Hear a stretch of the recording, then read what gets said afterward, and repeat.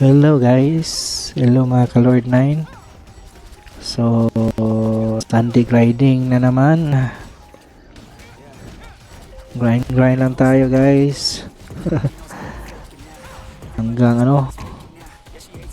hanggang hanggang to. Walang katapos ang grind guys. So, yun share ko lang tong ko. Nag-grind ako Share ko lang tong spot ko. Dito ako nag-grind guys. Dito sa Lower Town of Tariosa, 3rd floor guys. Dito ako nag-grind. Dito malapit kay Nick Boss. So, yun tingnan nyo naman yan ang grind ko. So daming nagpapalibot na tayo. Ang gamit ko dito guys, mga AOE na skill. So kailangan natin ng mga AOE na skill dito guys para makuha natin lahat ng mobs na nasa paligid natin. So hindi lang hindi lang nag-grind ako ng pati din nagle-level din ang mastery natin dito guys. Kaya nga gumagamit na ako ng AOE. AOE na skill yung ginamit ko.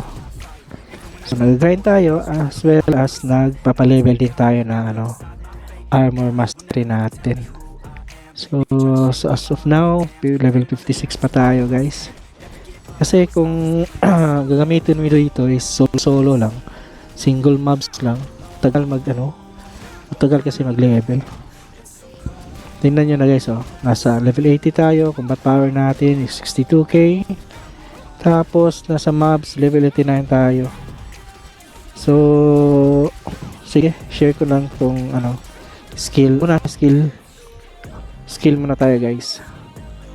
So ito lang kinuha ko guys, ito hanggang dito kunin nyo para may minus sa damage.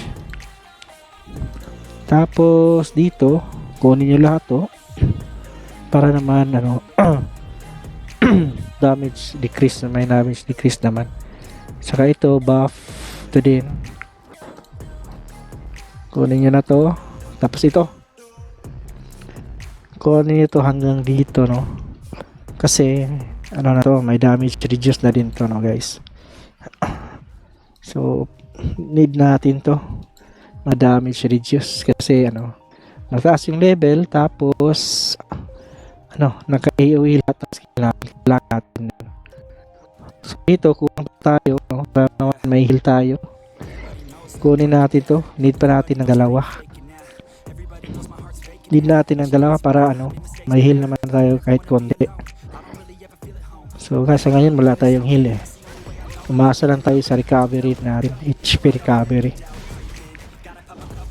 So sa ability gumagamit din ako ng Royal Knight kasi AFK tayo dito buong magdamag tayo mag AFK dito guys. So konting patch lang ginamit natin. So yun ito para naman so no-need na natin ang patch pero for kuan lang kailangan din natin to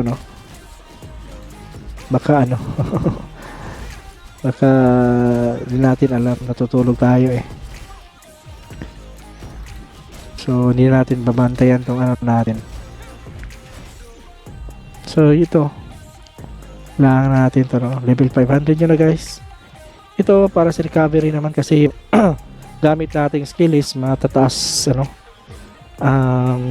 matataas yung mana. Kung magamit ng matataas na mana. So kayo nang bahala dito. Basta ito importante ito guys, wala kayong recovery. So kahit mga 200 recovery kulang pa to Kasi dito makikita nyo dito, click nyo itong skill book. Yan yan yung recovery ko. So hindi to dahil sa humon to. So usually yung recovery ko talaga, yan need ko ng 334 guys. Para ma-rotate ko yung lahat ng skill na ginagamit ko. Pero walang problema dyan dahil may humon tayo guys. Humon tayo. Yan nakaka-cover siya ng humon. Magamit din yun kasi pinalibutan tayo ng single mga mobs Kung single mobs yan, hindi to mag-e-effect. Hindi yun mag-effect. Tingnan nyo guys bilis mag-effect guys. Tingnan nyo naman kasi sa dami naman ng mobs na yan titira sa'yo, mag-e-effect talaga yan guys. Yan ang recovery ko, 194. So tingnan nyo guys babalik talaga yan. Ewan ko kung ilang cooldown dito hindi ko alam. Yan 30 seconds yata cooldown nito. Tingnan nyo naman. So, babalik talaga. So, at dahil may pa tayo dito, pa-level nyo to guys hanggang kailangan nyo to. So, yun. Ability. So, paano mo makuha ng ganito, kailangan nyo ng syempre, yung stats. Yung damage ko kasi maliit lang kasi gamit natin rare na, pero plus 12 naman. So defense power need yun at least mga 1-4 na at kung naka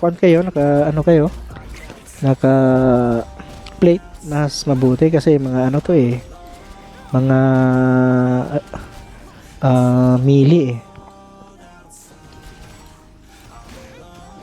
So kailangan nyo yung pero sa akin walang problema guys.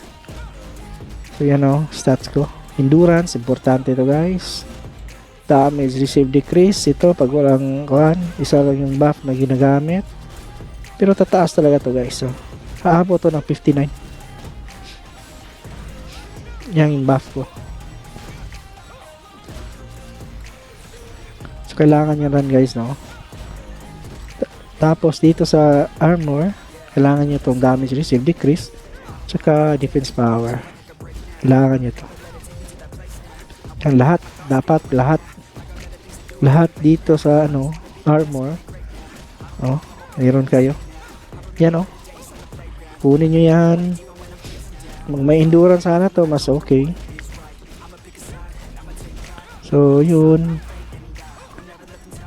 So relic, di ba? Kasi imprint, same lang naman tayo sa mount ito. So to, kailangan nyo tong meron kayong nito meron kayo nito kasi to PvE, PvP ready na to. So ito yung mount na universal. Wala namang ibang mount dito na maganda. So yun, kunin nyo yun. Tsaka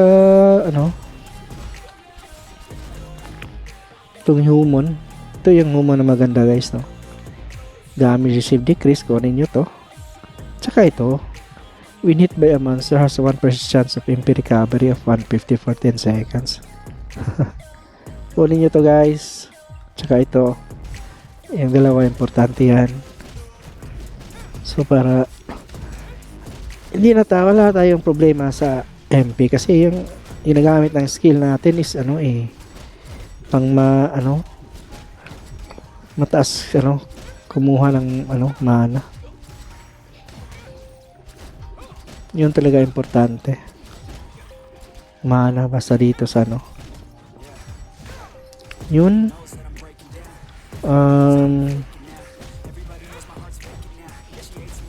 ito spare trials dito lang ako sa 110 105F. Lang to tinatayuan ko lang tong 100F 90F tinatayuan ko lang to. So guys, tinatayuan ko lang to basta mataas yung def nyo, mataas yung damage receive decrease nyo, tatayuan nyo lang yung boss. Dito tinatayuan ko lang yan Yan, oh. Tinatayuan ko lang yan.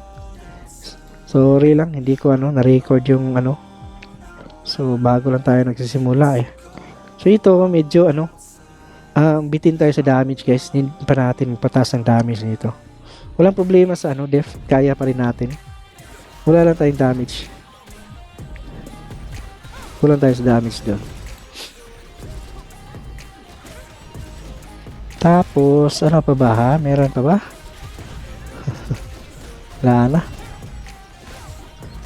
Dito. Recovery scroll. Kailangan nyo din to.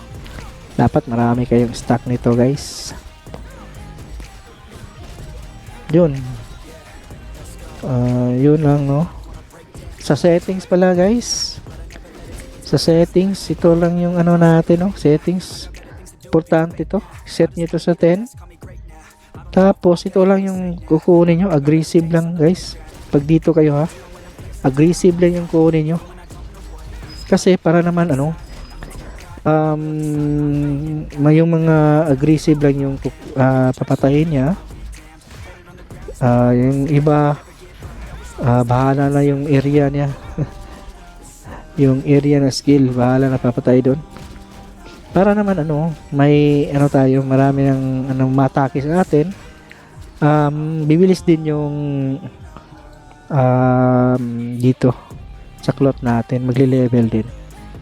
May XP din ito sa cloth natin. Armor Mastery. Ito pala yung walang damage eh. Kulang sa damage tong natin eh. Plus 12 lang to guys. Plus 12 lang.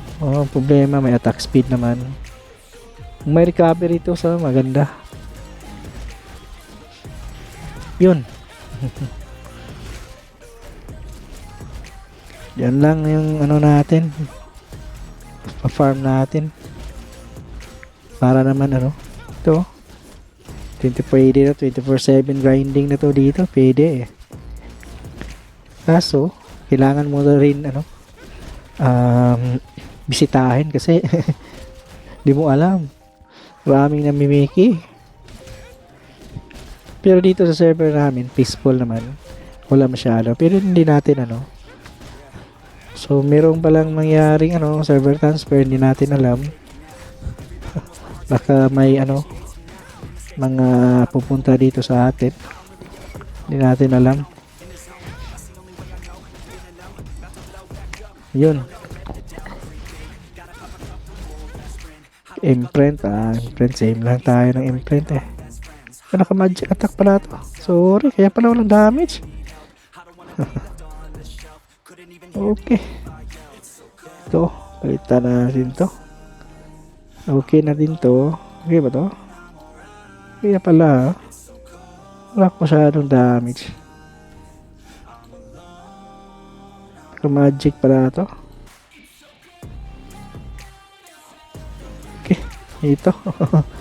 Sorry guys, kaya pala So ito ang sarili ko, share ko lang kunin nyo to guys, itong tatlo, importante ito.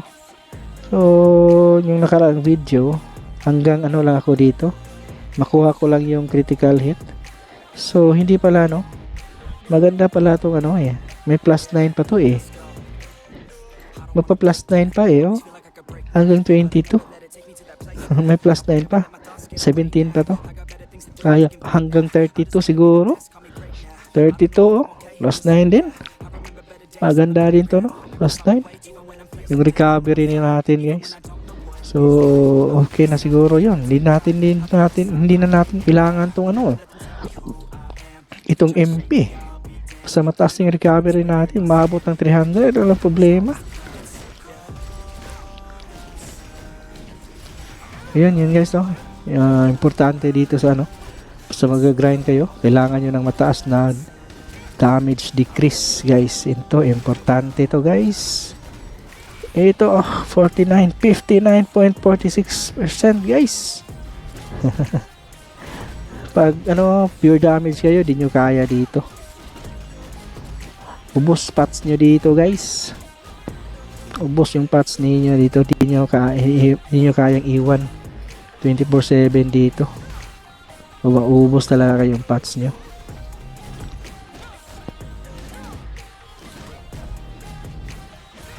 So, hindi naman to kailangan ng 24/7, no? Kasi yung bag natin, mag-full talaga yan. Unless, kung kukunin mo yung ano lang, mga rare lang. So, dito ako nagpa-farm, guys. Dito ako nagbibenta din ng mga item. Nagpa-farm. Kaya, nabibenta ako sa next market. Sa next market yun. Para sa temporal piece. Siguro kung hindi ko binibenta yung temporal piece ko, mataas na to. Binibenta ko kasi siguro sa next tataas na baka magmumura na yung temporal piece. Kasi tinataasan nila yung cap rate.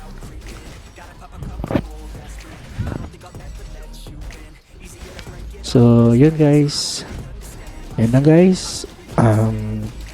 Yan lang share ko. So, happy Sunday sa inyong lahat.